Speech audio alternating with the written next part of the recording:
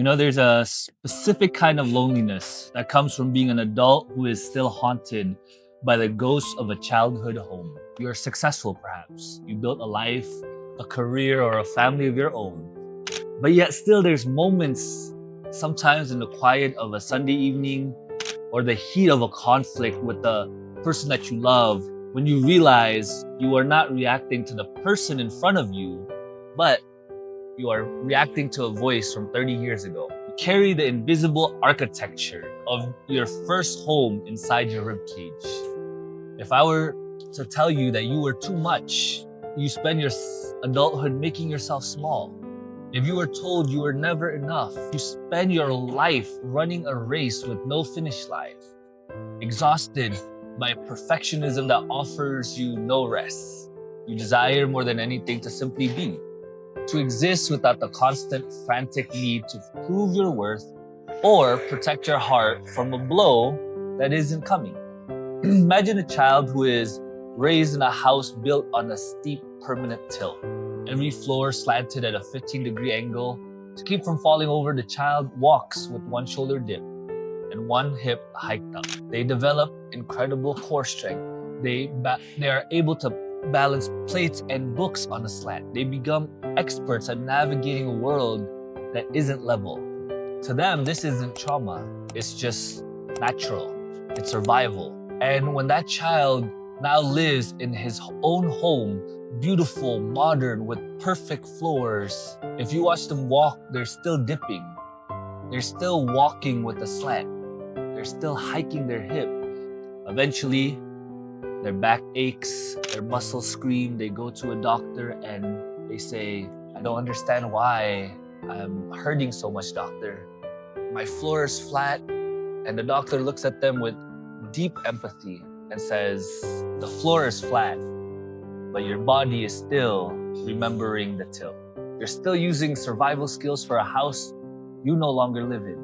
The pain that you feel as an adult, the anxiety, the defensiveness, the deep-seated fear of rejection is often just the backache of a soul that has been leaning for far too long." Friends, you're not broken. You're simply well-trained for a world that you no longer have to live in. And sometimes healing the wounds of the past isn't about changing what has happened. It is about changing your relationship to the tilt. It is a process of unlearning the survival habits that no longer serve your spirit. There is a divine compassion that sees the way you've had to lead. It doesn't judge you for your defenses. It invites you to lay them down. And you know what? Healing looks like the slow, patient work of spinal realignment for the soul. It involves looking at your history not as a life sentence, but as a map of where you have been. You can acknowledge that your parents or caregivers were perhaps living in tilted houses of their own, passing down a slant they didn't know how to fix. And so when you stop blaming the floor and start tending to the lean, you reclaim your power.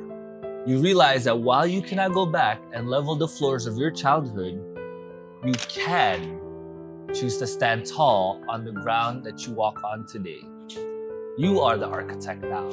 You get to decide which beams to keep and which ones to replace with the solid, unwavering truth of self-compassion. There's 3 ways for us to reparent our soul. Number 1, validation. Stop telling yourself it wasn't that bad. If it shaped you, it was significant. See, healing cannot begin in a climate of denial. Number 2, separation. You need to know you are not your mother's anxiety. You are not your father's silence. You are the observer of those things and not the embodiment of them. And number 3, there is a higher love that provides what our earthly caregivers could not. So when you look at the broken beams for support, you'll fail. But if you stop looking at that and start looking at the divine source, we find a foundation that doesn't shift. And so today, I want you to identify one rule that you learned in your childhood that you no longer want to follow. This can be any rule that has affected you, perhaps like not showing emotion, perhaps you had to be perfect to be loved. Write that rule down, cross it out, and write a new foundation statement in its place. You are allowed to renovate your life. And do not let those soul bonds continue to affect you and remove it from your life.